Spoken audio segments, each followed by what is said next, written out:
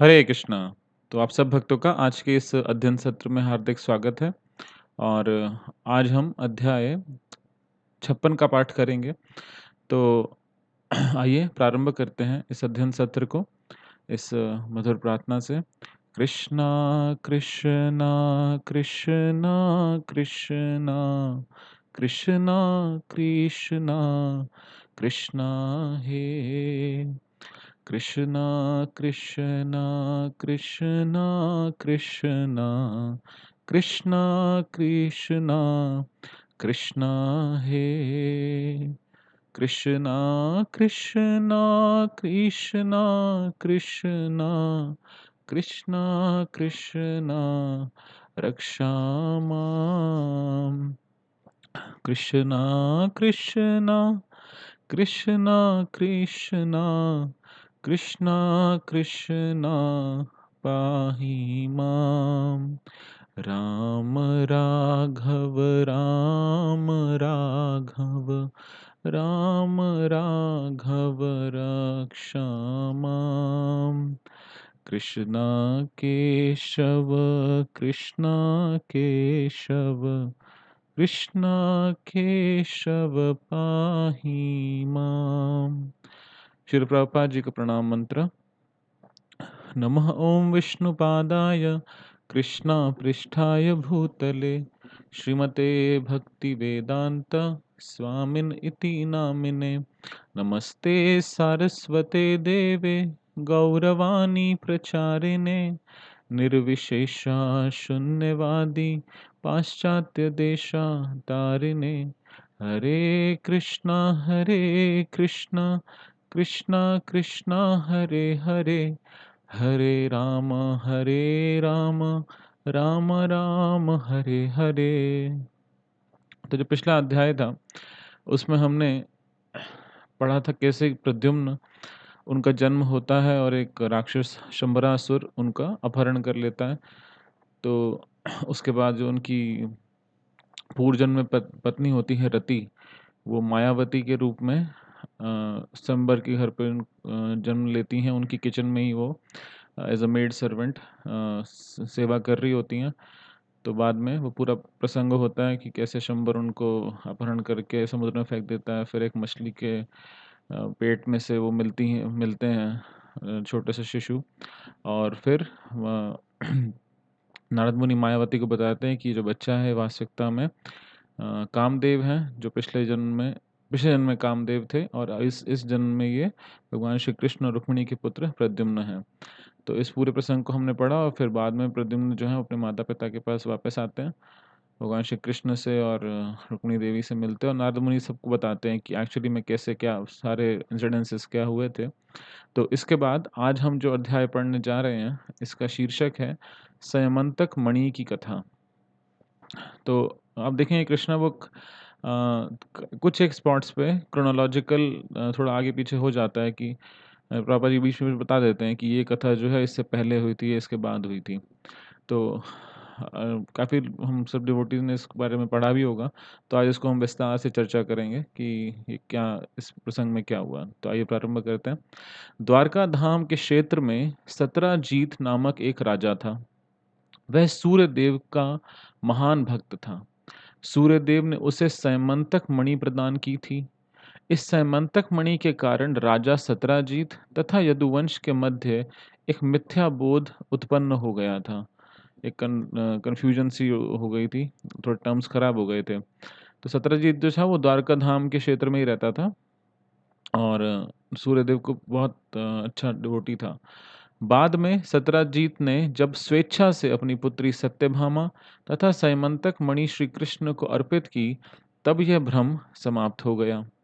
सैमंतक के कारण न केवल सत्यभामा का श्री कृष्ण से विवाह हुआ, अपितु जामवान की पुत्री जामवती का भी श्री कृष्ण से विवाह हुआ। तो इस प्रसंग में हम पढ़ेंगे कि भगवान की दो विवाह होते हैं, एक जामवती से और एक सत्यभामा से। यह दोनों विवाह प्रद्युम्न के आगमन के पूर्व हो चुके थे, जिसका वर्णन पिछले अध्याय में किया गया है। राजा सत्राजीत ने यदुवंश को किस प्रकार अप्रसन्न किया और किस प्रकार बाद में सदुद्ध सद्बुद्धि प्राप्त हुई और उसने अपनी पुत्री तथा सैमंतक मणि श्री कृष्ण को अर्पित की। इसका वर्णन निम्न प्रकार से किया जाता है। तो प्रॉपर डिटेल में समझेंगे कैसे कैसे क्या इंसिडेंसेस हुए हैं।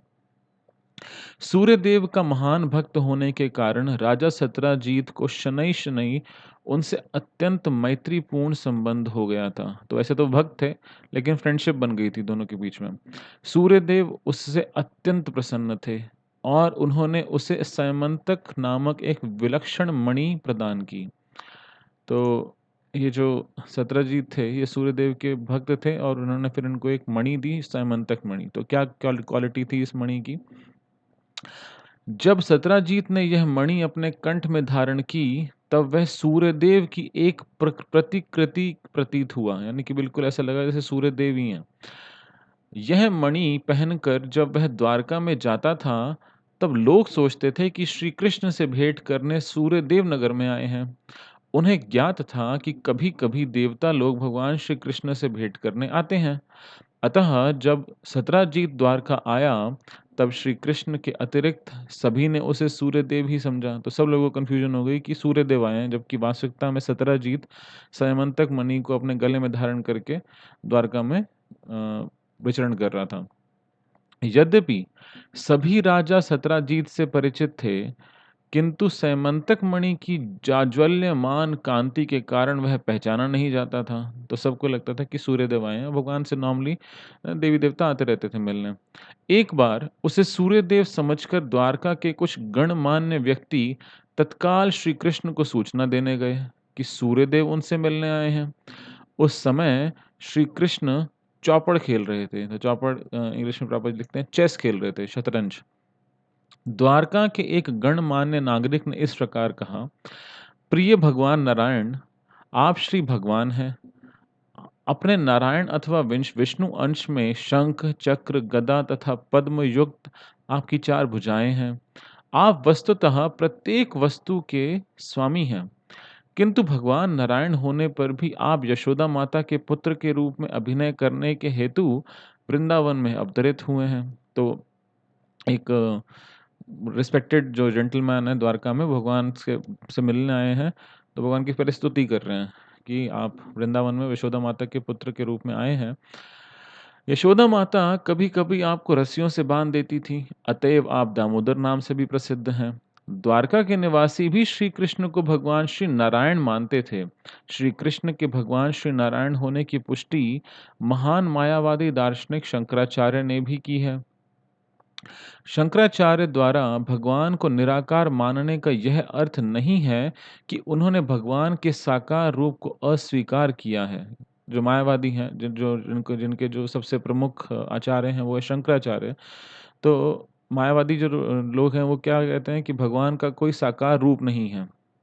लेकिन प्रॉपर जी बता रहे हैं कि जो शंकराचार्य हैं, वो भगवान को निराकार मानते हैं, लेकिन उसका अर्थ ये नहीं है कि भगवान का कोई रूप नहीं है, बल्कि उनका कहने का तात्पर्य ये था कि इस भौतिक जगत की वह प्रत्येक वस्तु जिसका आकार है, सृष्टि, पालन तथा विनाश की भागी होती है। यानी कि इस भौतिक संसार में जो भी वस्तु है, उसका क्रिएशन होगा, यानी सृष्टि होगी, मेंटेनेंस होगा, पालन होगा और फिर उसका विनाश भी होगा। तो जितनी भी भौतिक वस्तु हैं, उनके साथ ऐसा होगा।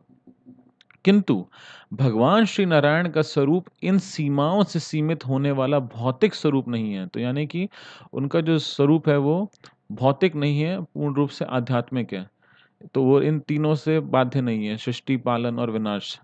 जो लोग श्री कृष्ण को एक साधारण मानव मानते हैं, ऐसे अल्प बुद्धि वर्ग को समझाने के हेतु ही शंकराचार्य ने भगवान को निराकार बताया। इस निराकार भाव का अर्थ है कि वे इस भौतिक स्थिति के व्यक्ति नहीं हैं, वे भौतिक शरीर से रहित एक दिव्य व्यक्ति हैं। द्वारका के नागरिकों ने भगवान श्री कृष्ण को न केवल दामोदर कहकर, अपितु गोविंद कहकर भी संबोधित किया, जिससे संकेत मिलता है कि श्री कृष्ण गायों तथा बछड़ों के प्रति अत्यंत स्नेहमय हैं। तो गोविंद का दो मतलब बताए जाते हैं। गो का एक मतलब होता है गाय और दूसरा मतलब होता है सेंसेस, यानी इंद्रियां। तो जो व्यक्ति इंद्रियों को प्रसन्नता प्रदान करे और जो व्यक्ति गायों को प्रसन्नता प्रदान करे, तो ऐसे व्यक्ति को गोविंद कहा जाता है। तो श्री कृष्ण से अपने घनिष्ठ संबंध के संदर्भ में उन्होंने श्री कृष्ण को यदुनंदन भी कहकर भी संबोधित किया। तो पहले दामोदर बोला, फिर गोविंद बोला और अब क्या कह रहे हैं? यदुनंदन। वे यदुवंश में उत्पन्न हुए हैं तथा वसुदेव जी के पुत्र हैं। फलतः द्वारका के नागरिकों ने निष्कर्ष निकाला कि वे समस्त ब्रह्मांड के परम स्वामी श्री कृष्ण को संबोधित कर रहे हैं। उन्हें द्वारका के नागरिक होने में गर्व था, क्योंकि वे प्रतिदिन श्री कृष्ण के दर्शन कर सकते थे। अतः उन्होंने विभिन्न प्रकार से श्री कृष्ण को संबोधित किया। तो उनको बहुत इस बात का गर्व था कि हम द्वारका के निवासी हैं, तो हम भगवान श्री कृष्ण के प्रतिदिन दर्शन कर पाते हैं। तो इस बात की उनको बहुत प्रसन्नता थी। जब सत्राजीत द्वारका में आया, तो द्वारका के नागरिकों ने यह सोचकर अत्यंत गर्व का अनुभव किया कि यद्यपि श्री कृष्ण द्वारका में एक साधारण मानव के समान निवास कर रहे हैं, तथापि देवता उनके दर्शन करने के लिए आ रहे हैं। इस प्रकार उन्होंने श्री कृष्ण को सूचित किया कि अपनी चित्त आकर्षक शारीरिक कांति सहित सूर्य देव उनके दर्शन करने आ रहे हैं। तो द्वारका वासियों को थोड़ा-सा कन्फ्यूजन हुआ कि ये सूर्य देव आ रहे हैं और भगवान से मिलने के लिए आ रहे हैं। द्वारका के नागरिकों ने पुष्टि की कि सूर्यदेव का द्वारका आना कोई अत्यंत अद्भुत अद्भुत घटना नहीं थी, क्योंकि समस्त ब्रह्मांड में श्री भगवान की खोज में रत सभी लोगों को ज्ञात था कि वे यदुवंश में अवतीर्ण हुए हैं और उस परिवार के एक सदस्य के रूप में द्वारका में रह रहे हैं। इस प्रकार इस अवसर पर नागरिकों ने अपने हर्ष का प्रदर्शन किया। अपने नागरिकों के इस कथन को सुनकर सर्वव्यापक भगवान श्री कृष्ण ने मंद हास्य किया। तो भगवान थोड़ा-सा मंद-मंद मुस्कुराए कि मिसअंडरस्टैंड कर रहे हैं। द्वारका वासियों से प्रसन्न होकर श्री कृष्ण ने उन्हें सूचित किया कि जिस व्यक्ति का वर्णन वे सूर्य देव के रूप में कर रहे हैं, वह वास्तव में राजा सत्राजीत है, जो कि सूर्यदेव से प्राप्त की गई बहुमूल्य मणि के रूप में अपने वैभव का प्रदर्शन करने के लिए द्वारका आया। तो वो शो ऑफ करने आया था कि देखो मैं मेरे पास कितनी सुंदर मणि है। तो सत्राजीत श्री कृष्ण के दर्शन के लिए नहीं आया था, अपितु सैमंतक मणि के कारण वह अत्यंत मदोन्मत्त हो गया था, बहुत अहंकारी हो गया था कि मेरे पास तो इतना अद्भुत मणि है, तो भगवान से तो मिलने वो आया ही नहीं था। उसने मणि को एक मंदिर में स्थापित कर दिया और उसकी उपासना के लिए ब्राह्मणों को नियुक्त किया। यह इस बात का उदाहरण है कि किस प्रकार एक अल्पबुद्धि मानव किसी भौतिक वस्तु की उपासना करता है। भगवत गीता में कहा गया है कि अपने सकाम कर्मों के तत्काल फल प्राप्त करने के लिए अल्पबुद्धि मनुष्य देवताओं की उपासना करते हैं। देवताओं की सृष्टि इस ब्रह्मांड के अंतर्गत की गई है। भौतिकतावादी का अर्थ है वह व्यक्ति, यानी मटीरियलिस्ट का मतलब क्या है? भौतिकतावादी व्यक्ति का अर्थ है वह व्यक्ति जो भौतिक जगत में इंद्र तृप्ति से संबंध रखता है, यानी कि उसके आध्यात्मिक कोई रुचि नहीं है, वो सिर्फ इंद्र तृप्ति में उसकी इच्छा है, तो उसे मटीरियलिस्ट कहते हैं। तो यद्यपि श्री कृष्ण ने बाद में सैमंतक मणि मांगी, तो ये बात, तो वो पहले तो द्वारका में वो विचरण कर रहा था और सब लोग हैरान हो रहे थे कि सूर्यदेव आए हैं। फिर उसने एक मंदिर में स्थापित कर दिया। भगवान ने उससे कहा भी कि आप ये मणि जो है जो राजा है उसको दे दो, लेकिन उसने नहीं मानी। यद्यपि श्री कृष्ण ने बाद में सैमंतक मणि मांगी, तथापि सत्राजीत ने वह मणि उन्हें नहीं दी। उसने मणि को उपासना के प्रयोजन से मंदिर में स्थापित किया। ऐसी मणि की अर्चना कौन नहीं करेगा? क्या क्वालिटी थी उसकी? सैमंतक मणि इतनी सामर्थ्यवान थी कि प्रतिदिन वह विशाल मात्रा में स्वर्ण उत्पन्न करती थी। स्वर्ण को भार नामक माप से नापा जाता है। वैदिक नियमानुसार एक भार 16 पाउंड स्वर्ण के बराबर होता है। एक मन में 82 पाउंड होते हैं। तो वह मणि प्रतिदिन लगभग 170 पाउंड स्वर्ण उत्पन्न कर रही थी। यानी अगर मोटा-मोटा हिसाब देखा जाए तो 1 पाउंड में लगभग आधा किलो होता है, तो लगभग 170 का हम मान लें 80 किलो सोना रोज़ वो उत्पन्न करती थी। तो उसकी वो पूजा करते, उसने बड़ा-सा मंदिर बनवा दिया और उसके अंदर ब्राह्मणों को नियुक्त कर दिया कि इसकी उपासना करो इस मणि की। एक मणि जो रोज़ 80 किलो सोना पैदा कर रही है, तो आज की डेट में देखा जाए तो लगभग 50 लाख के आसपास सोना 1 किलो का रेट है। तो आप अंदाज़ा लगा सकते हैं कि कितने करोड़ों में इतना इतना विशाल मात्रा में वो सोना उत्पन्न कर रही थी। इसके अतिरिक्त वैदिक साहित्य से ज्ञात होता है कि जगत के जिस किसी भी भाग में इस मणि की उपासना होती है, वहाँ कभी भी अकाल नहीं पड़ता। यही नहीं, जहाँ भी ये मणि रहती है, वहाँ महामारी अथवा व्याधि जैसी किसी भी अशुभ घटना की संभावना नहीं रहती। तो सोना तो वो उत्पन्न करती थी, साथ में वहाँ पे जहाँ भी इसकी उपासना होगी, वहाँ अकाल नहीं पड़ता, कोई महामारी, कोरोना जैसी महामारी नहीं होती, व्याधि यानी डिज़ीज़ नहीं होती और कोई अशुभ घटना नहीं होती। तो इतनी पावरफुल थी ये।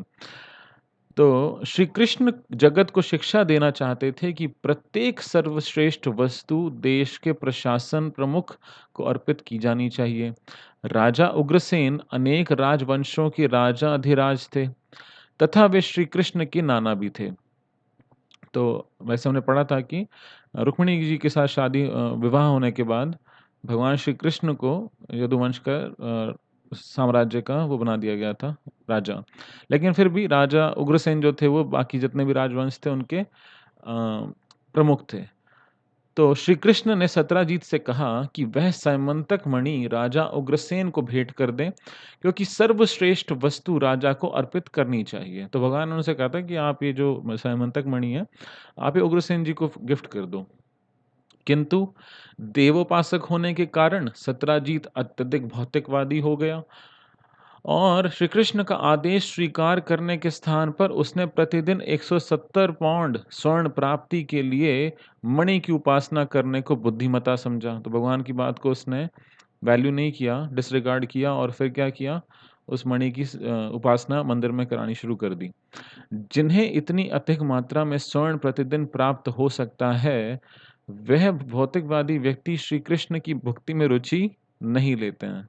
तो कुंती महारानी भी कहती हैं कि जन्म जन्म ऐश्वर्य श्रुतः श्री भी, कि भगवान आपकी सेवा में बहुत अच्छे कुल में जन्म होना, जन्म ऐश्वर्य, बहुत धनी परिवार में किसी व्यक्ति कोई बहुत बहुत धनी है, जन्म ऐश्वर्य श्रुतः श्रीबीत, और कोई बहुत ज्ञानी है या बहुत ब्यूटीफुल है, बहुत हैंडसम है, तो ऐसे लोग जो हैं वो भगवान श्री कृष्ण की भक्ति में जनरली रुचि नहीं लेते हैं, क्योंकि वो उस चीज़ से इतने ज़्यादा प्रीऑक्युपाइड होते हैं कि उनको भगवान की भक्ति में रुचि नहीं आती।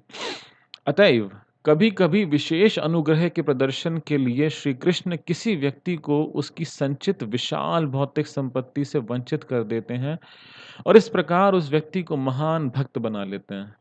तो अगर भगवान किसी व्यक्ति पे विशेष अनुग्रह, बहुत विशेष कृपा करें, तो जितना भी उसने धन कमाया है, जो भी उसकी विशाल भौतिक संपत्ति है, उसको सब वंचित करके और वो महान भक्त बना लेते हैं। किंतु सत्यजीत ने श्री कृष्ण की आज्ञा को अस्वीकार कर दिया और वह मणि उन्हें नहीं दी। तो अब ये एक सेक्शन हुआ कि भगवान श्री कृष्ण और सत्यजीत के बीच में एक इंटरेक्शन हुआ। सबको पता था कि भगवान ने सत्यजीत को कहा है कि आप ये मणि दे दो, लेकिन उसने मना कर दिया। इस घटना के पश्चात परिवार के वैभव का प्रदर्शन करने के लिए सत्यजीत के छोटे भाई प्रसेन, तो सत्यजीत का छोटा भाई था प्रसेन, ने उस मणि को अपने कंठ में धारण कर लिया और अपने भौतिक ऐश्वर्य का प्रदर्शन करते हुए घोड़े पर चढ़कर जंगल में गया। तो अब वो छोटा भाई भी शो ऑफ करने जा रहा है कि देखो हमारे पास कितना अद्भुत रत्न है। जब प्रसेन वन में इधर-उधर घूम रहा था, तब एक विशाल सिंह ने उस पर आक्रमण कर दिया और उसका तथा उसके घोड़े का वध कर दिया। तो ये जो प्रसेन जी थे, ये घोड़े पे सवार होके मणि पहन के चले पड़े और इनका जो है एक जंगल में सिंह ने वध कर दिया। तो उसका और घोड़े दोनों का वध कर दिया। तदनंतर सिंह उस मणि को अपनी गुफा में ले आया। जब यह जानकारी ऋक्षराज जामवान को प्राप्त हुई, तब उन्होंने सिंह को गुफा में मारकर वह मणि ले ली। तो सिंह ने प्रसेन और उसके घोड़े को मार दिया और फिर जो ऋक्षराज जामवंत थे, उन्होंने उस शेर को मार के वो मणि ले आए। जामवंत भगवान रामचंद्र के समय से ही भगवान के एक महान भक्त थे। अतएव उन्होंने उस मूल्यवान मणि को अत्यंत आवश्यक वस्तु के रूप में नहीं लिया था। उन्होंने वह मणि अपने पुत्र को एक खिलौने के रूप में दे दी।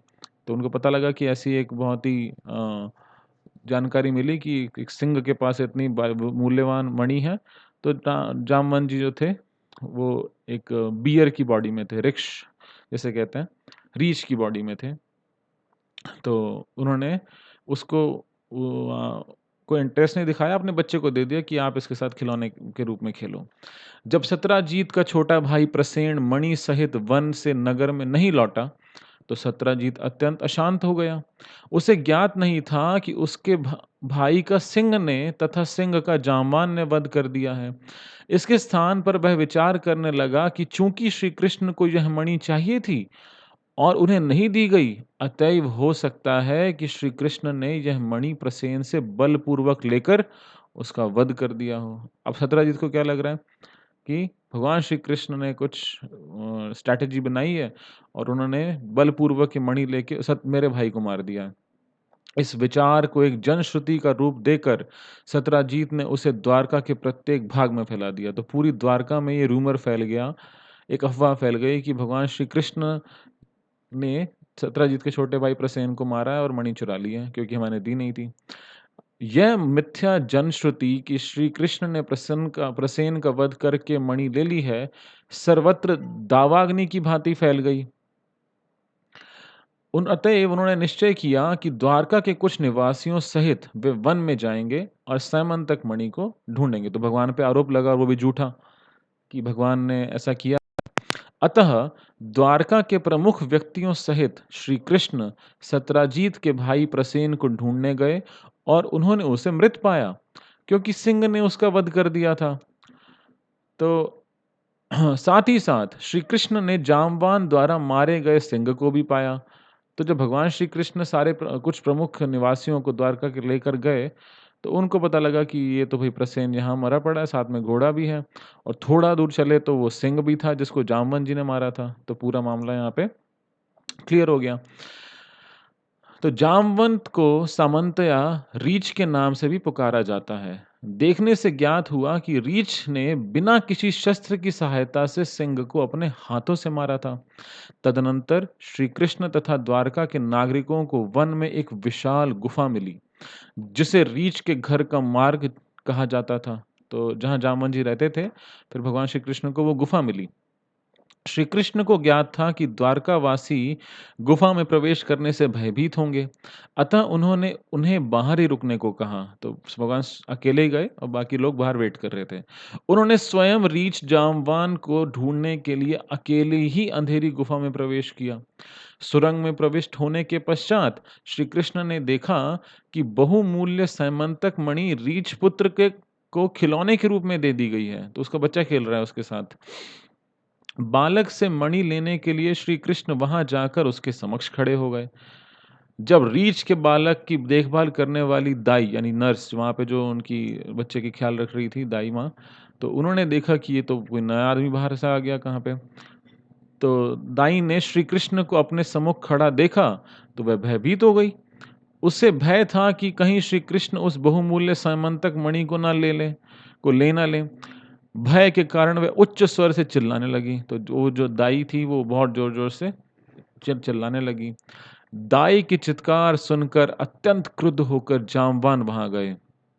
जामवान वास्तव में भगवान श्री कृष्ण के महान भक्त थे, किंतु अत्यंत क्रोध में होने के कारण वे अपने स्वामी को पहचान न सके। उन्होंने सोचा कि श्री कृष्ण एक साधारण मानव है। इससे भगवत गीता का वह कथन स्मरण हो आता है, जिसमें भगवान अर्जुन को आध्यात्मिक स्तर तक उन्नति करने के लिए क्रोध, लोभ तथा काम से मुक्त होने का परामर्श देते हैं। तो काम, क्रोध तथा लोभ हृदय में साथ साथ रहते हैं और आध्यात्म के मार्ग पर व्यक्ति की उन्नति में बाधा डालते हैं। तो भगवान बताते हैं अर्जुन को कि नरक के 3 द्वार हैं, लस्ट, एंगर एंड ग्रीड। तो काम, क्रोध और लोभ ये जो हैं हमारी आध्यात्मिक उन्नति में क्या है, बाधा है। तो वो पहचान ही नहीं पाए अपने स्वामी को, जबकि वो इतने महान भक्त थे, क्योंकि उनको बहुत तेज क्रोध आ रहा था कि ये कौन व्यक्ति आ गया और मेरे बच्चे को परेशान कर रहा है। अपने स्वामी को ना पहचान कर जामवान ने प्रथम उन्हें युद्ध के लिए चुनौती दी। तदनंतर जामवान तथा श्री कृष्ण के मध्य एक भयंकर युद्ध हुआ, जिसमें वे 2 विरोधी गिद्धों के समान लड़े। जब कभी भी कहीं खाने योग्य शव होता है, तब उस शिकार के लिए गिद्ध युद्ध करते हैं। पहले तो श्री कृष्ण तथा जामवान ने शस्त्रों से युद्ध करना प्रारंभ किया। तदनंतर वह पत्थरों, बड़े-बड़े वृक्षों से लड़ने लगे। अंततः वह द्वंद्व युद्ध करने लगे, जिसके अंत में वह एक-दूसरे पर मुष्टि प्रहार करने लगे। तो भगवान श्री कृष्ण ने पहले तो अस्त्रों से युद्ध किया, यानी गदा से और अलग-अलग उससे प्रहार किया। फिर पेड़ों से, वृक्षों से और पत्थरों से लड़ाई की और उसके बाद फिर वो मुष्टि प्रहार पे आ गए कि भई अब 2-2 हाथ डायरेक्टली लड़ाई होनी शुरू हो गई। तो प्रत्येक आघात बिजली गिरने के समान प्रतीत होता था। प्रत्येक को दूसरे पर विजय प्राप्त करने की आशा थी। यह युद्ध रात-दिन कई दिनों तक निरंतर चलता रहा। इस भाँति 28 दिनों तक युद्ध होता रहा। तो ये युद्ध कितने दिन चला? 28 दिन। तो बाकी लोग जो बाहर वेट कर रहे थे, तो उन लोग को लगा कि पता नहीं भगवान को कुछ हो गया है, तो वो वापस चले गए। भगवान अकेले रामन जी के साथ 28 दिन तक युद्ध करते रहे और बहुत ही भयंकर युद्ध था। तो इसकी जो बची हुई कथा है, उसको हम कल पढ़ेंगे। तो आज के इस अध्ययन सत्र को हम यहीं विराम देते हैं। तो कल हम और आगे पढ़ेंगे कि भगवान के 2 विवाह कैसे हुए। तो आज के इस अध्ययन सत्र में भाग लेने के लिए आप सबका हार्दिक धन्यवाद। शील प्रभुपाद की जय, अनंत कोटि वैष्णव वृंद की जय, निताय गौर प्रेमानंदे, हरि हरि बोल। हरे कृष्ण।